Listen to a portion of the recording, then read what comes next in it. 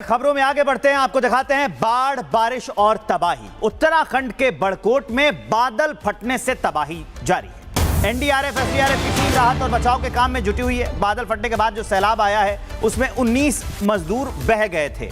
10 मजदूरों को बचा लिया गया है, लेकिन अभी भी 9 मजदूर लापता हैं। तो ये तस्वीरें आपको बता रही हैं कि तबाही किस कदर हुई है। ये उत्तरकाशी का बड़कोट है। यहां पर देखेंगे आप, लैंडस्लाइड से जो ऊपर का इंफ्रास्ट्रक्चर है वो सीधा सड़क पर नीचे आ गया है। रोड तो जाम है ही, लेकिन इसकी वजह से जो निर्माणाधीन बिल्डिंग था, माफ कीजिए, जो बिल्डिंग थी निर्माणाधीन, उसमें 19 लोग करीब काम कर रहे थे। उसमें से 10 लोगों को बचा लिया गया है, लेकिन 9 लोगों की तलाश अभी भी जारी है। एनडीआरएफ की टीम मौके पर पहुंची हुई है, रेस्क्यू ऑपरेशन कर रही है, वो लोगों को तलाश कर रही है, लेकिन 9 लोगों का अब तक कोई पता नहीं चल पाया है। ये बर्बादी की तस्वीरें हम आपको उत्तरकाशी के पहाड़ों से दिखा रहे हैं।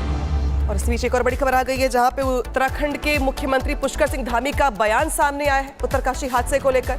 भूस्खलन की घटना पे हमारी नजर बनी हुई है। एनडीआरएफ, एसडीआरएफ की टीमें बचाव में जुटी हुई है। धामी घटना स्थल पर बचाव का काम जारी है, ये भी कह रहे हैं।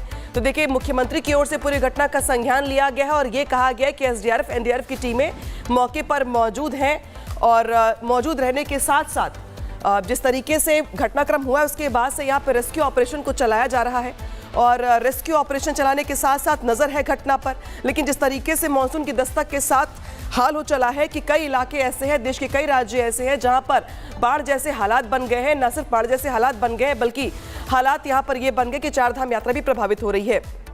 सीधे रुख करते हैं मनोज कश्यप का। मनोज, जिस तरीके से चारधाम यात्रा चल रही है, देश भर के श्रद्धालु पहुंचना चाहते हैं, लेकिन जिस तरीके से मौसम की मार देखने को मिल रही है, बड़े हादसे सामने आ रही है, क्या कुछ ताजा अपडेट पूरे हादसे को लेकर? बिल्कुल, देखिए, सबसे पहले तो दर्शकों को ये जानना होगा कि जो चारधाम यात्रा थी उसको फिलहाल कुछ समय के लिए रोक दिया गया, क्योंकि उत्तराखंड के उत्तरकाशी से जो है बादल फटने की तस्वीरें सामने, जहां पर जो 9 लोग थे वो लापता भी हो गए, क्योंकि जहां पे ये बादल फटे वहां एक होटल का निर्माण कार्य चल रहा था जिसमें 19 लोग काम कर रहे थे, जिसमें से 9 लोग अभी लापता है। हालांकि मौके पर जो रेस्क्यू टीमें थी वो पहुंच गई और यहाँ पे रेस्क्यू कार्य भी जो तेज कर दिया गया। उत्तराखंड के मुख्यमंत्री पुष्कर सिंह धामी ने भी इस बात को साफ किया कि जो तमाम जो टीमें थी वो मौके पर पहुंची और यहाँ पे जो रेस्क्यू टीमें हैं वो अपना काम तेजी से कर रहे हैं। लेकिन जो लोग लापता थे उनका अभी तक कुछ पता नहीं लगा पाया, क्योंकि सुबह से ही अलग अलग क्षेत्रों से ये तस्वीरें निकल के सामने आई जहाँ पे चारधाम यात्रा के जो मार्ग है वो बंद हो गए। क्या वो उत्तरकाशी का क्षेत्र या फिर प्रयाग को लगातार ही ऐसे तस्वीरें आए कि सड़कों पर भूस्खलन होने से और बोल्डर आने से तमाम जो रास्ते थे वो बंद हो गए। फिलहाल इसी को ध्यान में रखते हुए जो मौसम विभाग ने अलर्ट जारी किया था उसको देखते हुए यहाँ पे चारधाम यात्रा को फिलहाल रोक दिया गया। लेकिन सबसे बड़ी बात यह है कि जिस तरीके से पहाड़ों पर लगातार बारिश हो गई, अलकनंदा नदी का जो